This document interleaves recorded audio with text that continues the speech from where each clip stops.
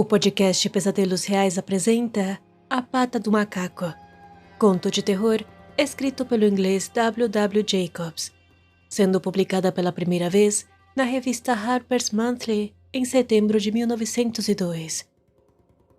De todos os horrores inimagináveis que um amuleto amaldiçoado poderia provocar, a questão mais negligenciada é descobrir o verdadeiro preço dos nossos desejos. Capítulo 1. Lá fora, a noite estava fria e úmida, mas na pequena sala de estar daquela casa, as persianas estavam fechadas e a lareira acesa. Pai e filho jogavam xadrez. O primeiro, que tinha ideias radicais sobre o jogo, colocava seu rei em perigos tão graves e desnecessários que até provocavam comentários da senhora de cabelos brancos que tricotava placidamente junto à lareira. "Ouça o vento", disse o Sr. White, tendo percebido um erro fatal depois que já era tarde demais, e desejava amigavelmente impedir que seu filho ouvisse. Estou ouvindo", disse o filho, examinando severamente o tabuleiro enquanto estendia a mão. "Cheque." "Eu dificilmente acreditaria que ele viria esta noite", disse o pai, com a mão suspensa sobre o tabuleiro. "Mate." "Essa é a pior parte de morar tão longe", vociferou o Sr. White com uma violência repentina e inesperada. "De todos os lugares horríveis, lamacentos e afastados para se viver, este é o pior. O caminho é um pântano e a estrada uma torrente. Não sei o que as pessoas estavam pensando. Suponho que, como apenas 2 casas na estrada estão alugadas, elas acham que não importa." "Não se preocupe, querido. Talvez você ganhe na próxima", disse a esposa calmamente. O Sr. White olhou para cima bruscamente, bem a tempo de perceber um olhar cúmplice entre mãe e filho. As palavras morreram em seus lábios e ele escondeu um sorriso culpado em sua barba grisalha e rala. "Lá está ele", disse Herbert White, quando o portão bateu ruidosamente e passos pesados se aproximavam da porta. O velho levantou-se com pressa hospitaleira, abriu a porta e foi ouvido cumprimentando o recém-chegado. O visitante também o cumprimentou, e a Sra. White tossiu suavemente quando o marido entrou na sala, seguido por um homem alto e corpulento, de olhos brilhantes e rosto avermelhado. "Sargento Mor Morris", disse ele se apresentando. O sargento Mor apertou as mãos e, sentando-se na cadeira oferecida perto da lareira, observou com satisfação enquanto seu anfitrião pegava uísque, alguns copos e colocava uma pequena chaleira de cobre no fogo. No terceiro copo, os olhos do visitante ficaram mais brilhantes e ele começou a falar, enquanto o pequeno círculo familiar observava com grande interesse aquele homem vindo de terras distantes, que endireitou seus largos ombros na cadeira e começou a relatar cenas selvagens e feitos heróicos de guerras, pragas e povos estranhos. 21 anos disso", disse o Sr. White, acenando com a cabeça para sua esposa e filho. "Quando ele partiu, era um jovem desajeitado no armazém. Agora olhe só para ele." "Ele não parece ter sofrido muitos danos", disse a Sra. White educadamente. "Eu gostaria de viajar para a Índia, apenas para dar uma olhada, sabe?" acrescentou o velho. "É melhor onde você está", respondeu o sargento Mor, balançando a cabeça. Ele pousou o copo vazio e suspirou baixinho, balançando a cabeça novamente. "Eu gostaria de ver aqueles templos antigos, faquires e malabaristas", continuou o velho White. "O que você começou a me contar o outro dia sobre uma pata de macaco ou algo assim, Morris?" "Nada, pelo menos nada que vale a pena ouvir", disse o soldado apressadamente. "Pata de macaco?" disse a Sra. White curiosa.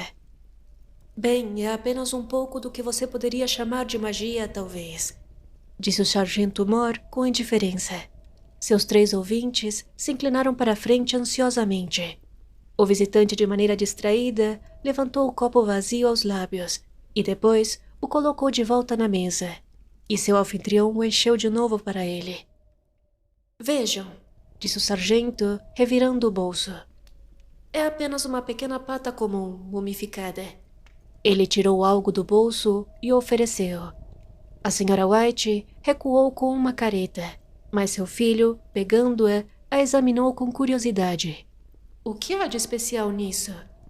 Perguntou o Sr. White, tomando-a do seu filho, e depois de examiná-la brevemente, a colocou sobre a mesa. Um velho faquir lançou um feitiço sobre ela. Um homem muito santo.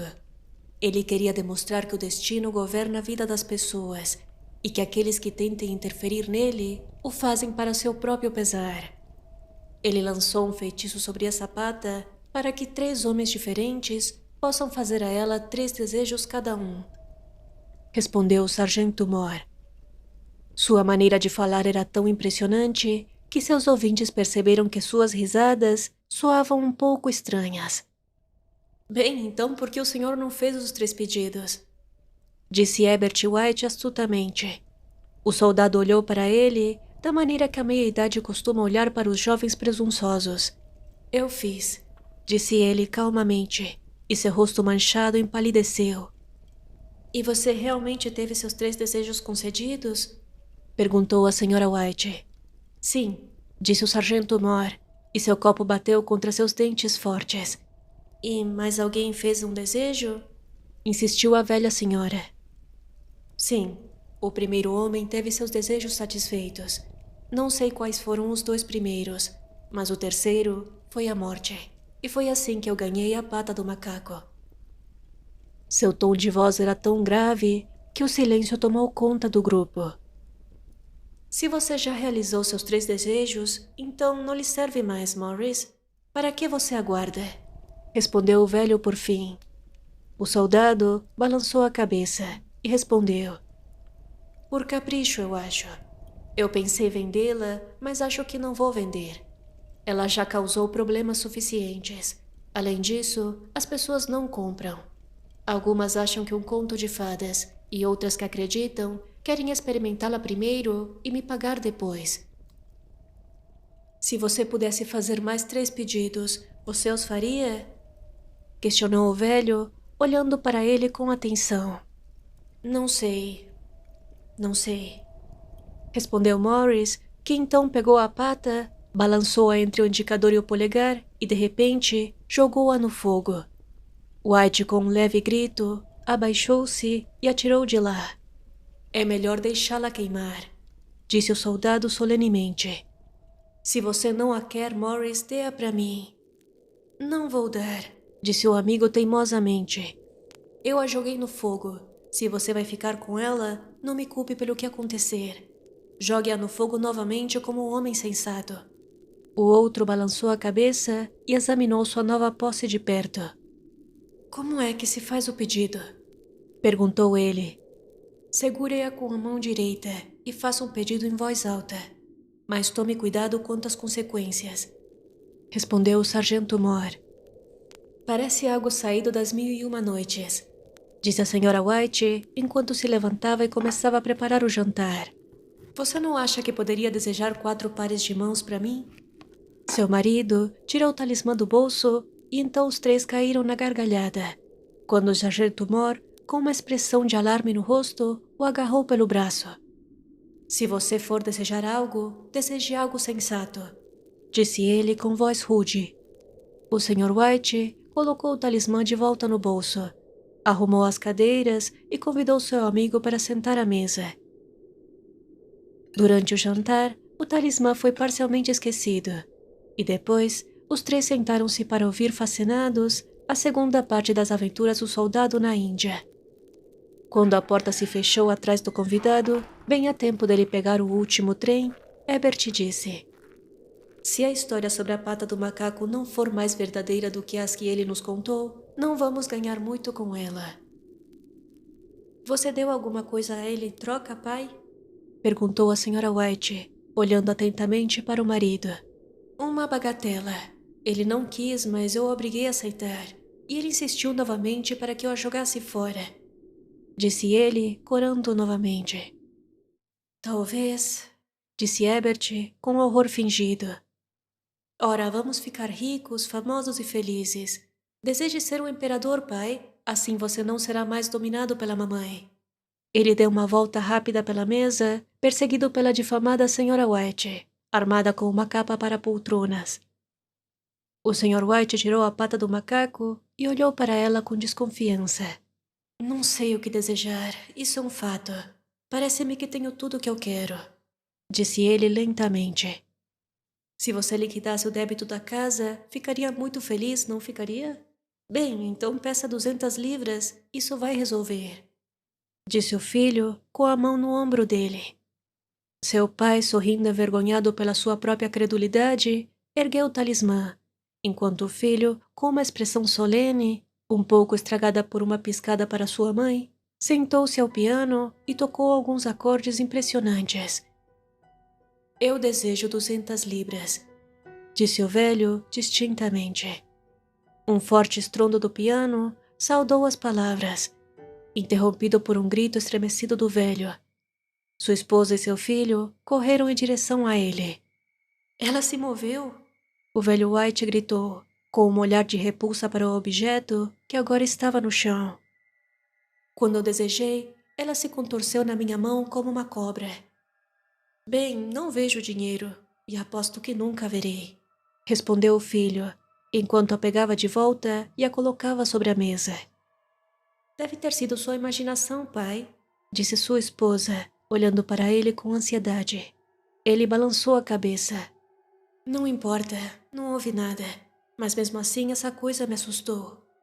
Eles se sentaram novamente perto da lareira, enquanto os dois homens terminavam de fumar seus charutos. Lá fora, o vento estava mais forte do que nunca, e o velho se assustou nervosamente com o som de uma porta batendo no andar de cima.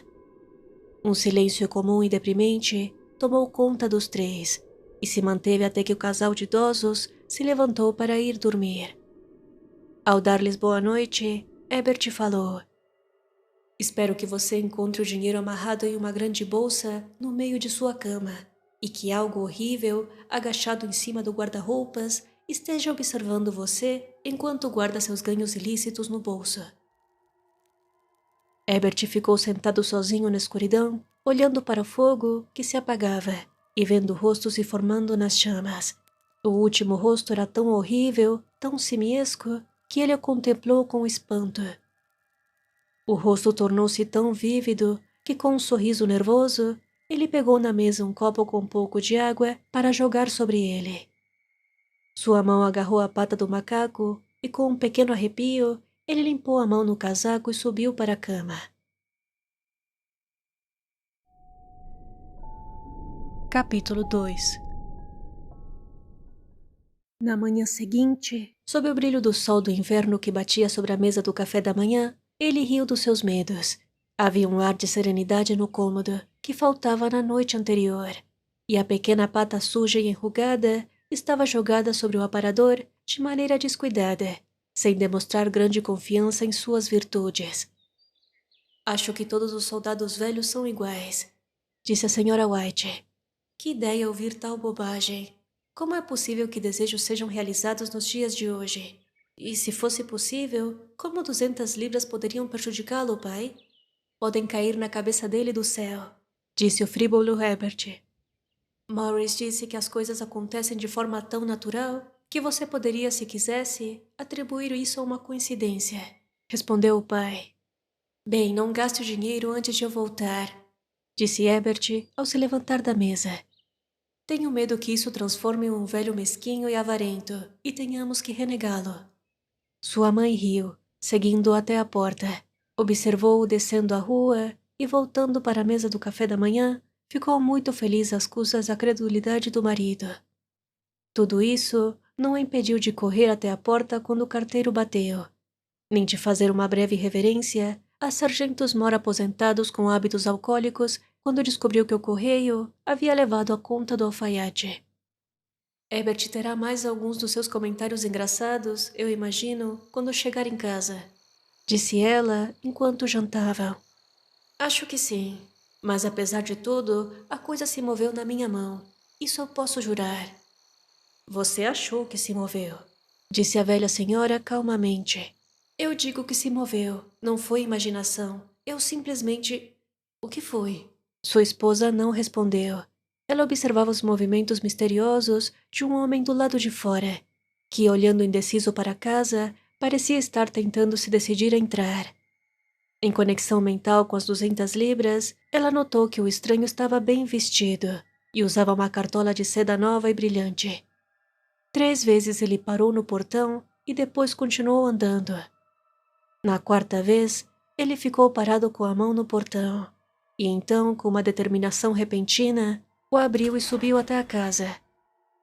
No mesmo instante, a senhora White colocou as mãos atrás das costas e, rapidamente, desamarrou os fios do avental, colocando essa útil peça de roupa debaixo da almofada da cadeira. Ela conduziu o estranho, que parecia desconfortável, para dentro da casa. Ele a olhou furtivamente e ouviu com atenção enquanto a senhora se desculpava pela aparência da sala e pelo casaco do marido, uma peça de roupa que ele normalmente reservava para o jardim. Ela então esperou, com toda a paciência possível, que ele abordasse o assunto, mas ele permaneceu estranhamente silencioso. Fui convidado a vir, disse ele finalmente, e se abaixou para tirar um pedaço de algodão de suas calças. Venho da Mal & Meggins. A senhora se assustou. Há algum problema? Aconteceu alguma coisa com Herbert? O que foi? Perguntou ela sem fôlego. Seu marido então interveio. Calma, mãe. Sente-se e não tire conclusões precipitadas. Tenho certeza que o senhor não trouxe mais notícias. E ele olhou para o outro com ansiedade. Sinto muito. Começou o visitante. Ele está ferido? Perguntou a mãe desesperada. O visitante acenou com a cabeça em sinal de concordância. Gravemente ferido, mas ele não está sentindo dor. Ele respondeu calmamente. Oh, graças a Deus por isso, graças... Disse a mulher idosa, juntando as mãos, e parou de repente, quando ela percebeu o significado sinistro da afirmação, e ela viu a terrível confirmação dos seus temores no rosto desviado do outro. Ela prendeu a respiração e, voltando-se para seu marido mais lento, colocou sua mão trêmula sobre a dele. Houve um longo silêncio. Ele foi pego pela máquina, respondeu o visitante finalmente em voz baixa.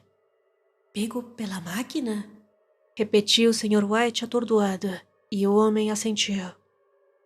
Ele ficou sentado olhando fixamente para a janela e, tomando a mão da sua esposa entre as suas, apertou-a como costumava fazer nos velhos tempos de namoro, quase 40 anos antes. Ele era o único que nos restava. É difícil, disse ele, voltando-se gentilmente para o visitante.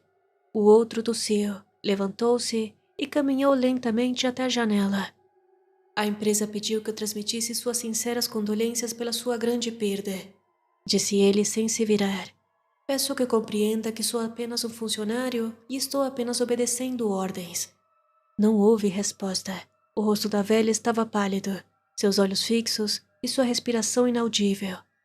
No rosto do marido havia uma expressão semelhante à que seu amigo, o sargento, poderia ter tido em sua primeira ação. Eu deveria dizer que a Mouse & Meggins se isenta de toda a responsabilidade. Eles não admitem qualquer responsabilidade, mas em consideração aos serviços prestados pelo seu filho, desejam lhe oferecer uma certa quantia como compensação. O Sr. White soltou a mão da esposa, levantou-se e olhou com horror para o visitante. Seus lábios secos formaram a palavra. Quanto? 200 libras. Foi a resposta. Inconsciente do grito da esposa, o velho sorriu levemente, estendeu as mãos como um cego e caiu no chão inconsciente. Capítulo 3. No enorme cemitério novo, a cerca de 3 quilômetros de distância, os idosos enterraram o corpo do filho e voltaram para uma casa mergulhada em sombras e silêncio. Tudo aconteceu tão rápido que, a princípio, foi difícil de acreditar, e eles permaneceram em um estado de expectativa, como se algo mais fosse acontecer. algo que aliviasse aquele fardo, pesado demais para seus velhos corações suportarem. Mas os dias passaram, e a expectativa deu lugar à resignação. A resignação desesperada dos idosos, às vezes erroneamente chamada de apatia. Havia dias em que eles mal trocavam uma palavra, pois agora não tinham nada para conversar, e seus dias eram longos e entediantes. Foi cerca de uma semana depois disso que o velho, acordado repentinamente durante a noite, estendeu a mão e percebeu que estava sozinho. O quarto estava escuro e o som de um choro abafado vinha da janela. Ele se sentou na cama e ficou ouvindo. "Volte, você vai ficar com frio", disse ele com ternura. "Está mais frio para o meu filho", respondeu a senhora e chorou novamente. O som dos soluços dela desapareceram em seus ouvidos. A cama estava quente e seus olhos pesados de sono. Ele cochilou inquietamente e depois dormiu. Até que o grito repentino e selvagem da sua esposa o acordou com um sobressalto. Ele se levantou alarmado. "Onde? Onde está? O que aconteceu?" Ela então atravessou o quarto, cambaleando em direção a ele. "Eu a quero. Você não a destruiu." "Está na sala, na prateleira. Mas por quê?" respondeu ele surpreso. Ela chorou e riu ao mesmo tempo, e se inclinou para beijar a sua bochecha. "Eu só pensei nisso agora", disse ela histérica. "Por que não pensei nisso antes? Por que você não pensou nisso antes?" "Pensar no quê?" ele perguntou. "Nos outros 2 desejos, só fizemos um." Ela respondeu rapidamente. "E não foi o suficiente?" Ele respondeu de maneira feroz. "Não, faremos mais um. Desça e pegue-a logo, e peça para o nosso filho voltar à vida." Ela gritou de maneira triunfante. O homem sentou-se na cama e jogou os lençóis para longe dos seus membros trêmulos, gritando horrorizado. "Meu Deus, você está louca." "Pegue-a, pegue-a logo e peça." "Oh, meu filho, meu filho." O marido então pegou um fósforo e acendeu a vela, pedindo para que ela voltasse para a cama, e disse instável: "Você não sabe o que está dizendo. Nosso primeiro desejo foi concedido. Por que não o segundo?" Ela respondeu febrilmente. "Foi apenas uma coincidência", gaguejou o velho. "Vá buscá-la e faça o seu desejo", gritou a esposa, tremendo de emoção. O velho virou-se e olhou para ela, e sua voz tremia enquanto dizia: "Ele está morto há 10 dias. E além disso, ele... Eu não contaria a você, mas só foi possível reconhecê-lo pelas roupas. Se ele estava terrível demais para você poder vê-lo naquela época, como será agora? Traga-o de volta. Você acha que eu tenho medo do filho que criei?" gritou a velha e o arrastou em direção à porta. Ele desceu na escuridão e tateou o caminho até a sala de estar e, em seguida, até a lareira. O talismã estava em seu lugar, e um medo horrível que um desejo não expresso pudesse trazer o seu filho mutilado diante dele, antes que fosse possível escapar da sala, tomou conta dos seus pensamentos, e ele prendeu a respiração ao perceber que havia perdido a direção da porta. Com a testa fria de suor, ele tateou ao redor da mesa e seguiu para a parede até encontrar o pequeno corredor com aquela coisa repugnante em suas mãos. Até o rosto da sua esposa parecia diferente quando ele entrou no quarto. Estava pálido e expectante, e para seu completo horror, ela parecia ter uma expressão sobrenatural, e ele sentiu medo dela. "Deseje", ela gritou com voz forte. "É uma tolice perversa." Ele gaguejou e ela repetiu: "Deseje." Então, ele levantou a mão e disse: "Desejo que meu filho volte à vida." O talismã então caiu no chão e ele olhou com medo. Ele então se sentou tremendo na cama, enquanto sua mulher, com olhos ardentes, caminhava até a janela e levantava a persiana. Ele ficou sentado até sentir frio, olhando ocasionalmente para a figura da esposa espreitando na janela. A ponta da vela, que havia queimado abaixo da borda do castiçal de porcelana, projetava sombras pulsantes no teto e nas paredes. até que com uma chama maior do que as outras, ela se apagou. O velho, com uma sensação indescritível de alívio pelo fracasso do talismã, rastejou de volta para a cama, e 1 ou 2 minutos depois, a velha senhora se aproximou silenciosamente e apaticamente dele. Nenhum dos dois falou, mas ficaram deitados em silêncio, ouvindo o tic-tac do relógio. Um degrau rangeu, e um rato guinchante correu ruidosamente pela parede. A escuridão era opressiva, e depois de ficar deitado por algum tempo reunindo coragem, ele pegou a caixa de fósforos, acendeu um e desceu as escadas para pegar uma vela. Ao pé da escada, o fósforo se apagou, e ele parou para acender outro. E no mesmo instante, uma batida tão suave e furtiva que mal poderia ser ouvida, soou na porta da frente. Os fósforos caíram da sua mão e se espalharam pelo corredor. Ele ficou imóvel, com a respiração suspensa, até que a batida se repetiu. Então, virou-se e fugiu rapidamente de volta para o quarto, fechando a porta atrás de si. Uma terceira batida soou pela casa. "O que é isso?" gritou a velha, levantando-se. Um rato passou por mim na escada", respondeu o velho com voz trêmula, mas sua esposa sentou-se na cama e ficou ouvindo, quando uma batida forte ressoou pela casa. "É o Herbert!" gritou ela.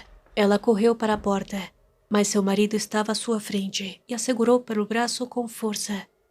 "O que você vai fazer?" Ele sussurrou com a voz rouca. "É o meu filho! É o Herbert!" Ela gritou, lutando mecanicamente.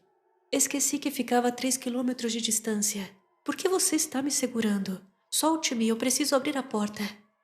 "Pelo amor de Deus, não o deixe entrar!" gritou o velho tremendo. "Você está com medo do seu próprio filho? Me solte! Eu estou indo, Herbert, eu estou indo." Houve uma batida e outra. A velha, com um movimento repentino, se soltou e saiu correndo do quarto. Seu marido a seguiu até o patamar e gritou para ela, implorando enquanto ela descia as escadas apressadamente. Ele ouviu a corrente chacoalhar e o ferrolho inferior ser puxado lenta e rigidamente da fechadura. Então, ouviu a voz da velha, tensa e ofegante. "O ferrolho! Desça, eu não consigo alcançá-lo!" gritou ela da porta. Uma verdadeira saraivada de batidas ecoou pela casa, e ele ouviu o barulho de uma cadeira quando a sua esposa a colocou no corredor contra a porta. Ele ouviu o rangido do ferrolho a ser lentamente recolocado no lugar, e no mesmo instante encontrou a pata do macaco e, de maneira frenética, fez seu terceiro e último desejo. As batidas cessaram de maneira repentina, embora seus ecos ainda estivessem na casa. Ele ouviu a cadeira ser puxada para trás e a porta se abrir. Um vento frio subiu pela escada, e um longo e alto gemido de decepção e miséria de sua esposa lhe deu coragem para correr até ela, e em seguida até o portão. A luz da rua piscando do outro lado iluminava a rua tranquila e deserta. Se você ouviu até aqui, deixe um comentário, avalie o podcast com 5 estrelas ou deixe um like. Isso me ajudaria muito a seguir trazendo episódios como este. Gostaria de agradecer imensamente aos apoiadores que me permitem manter este projeto em pé. Um grande abraço para José Ribeiro, Luiz Fernando Rangel, Luiz Iboni, Tauan Fonseca e Leandro Silva. Se você também quiser se tornar um apoiador, procure o podcast Pesadelos Reais no Apoia-se ou verifique os links na descrição. Muito obrigada por ouvir até aqui e até o próximo episódio.